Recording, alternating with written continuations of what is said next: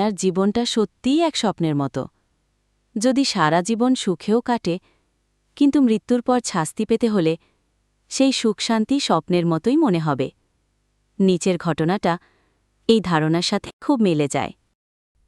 একজন মানুষ প্রতি রাতে বিছানায় প্রস্রাব করে দিতেন, আর তার স্ত্রী বেচারি প্রতিদিন সেগুলো পরিষ্কার করতেন। স্ত্রী একদিন বললেন যে তিনি আর পারছেন না।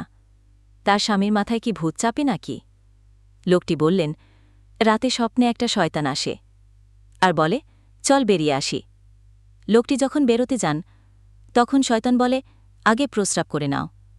তখন তিনি মনে করেন প্রস্রাবখানায় প্রস্রাব করছেন, কিন্তু আসলে সেটা বিছানা।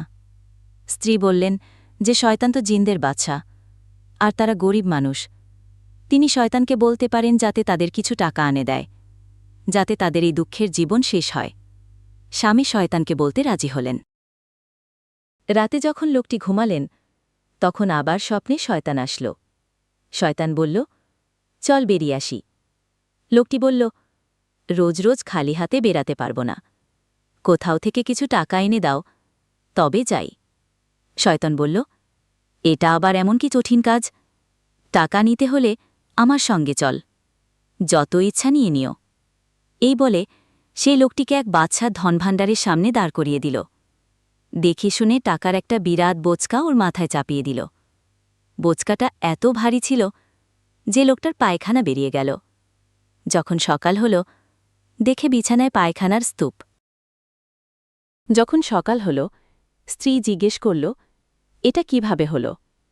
লোকটি বলল, রাতে শয়তান তার মাথায় টাকার তোড়া এত বেশি চাপিয়েছিল যে বোঝার ভার সহ্য করতে না পেরে পায়খানা হয়ে গেছে।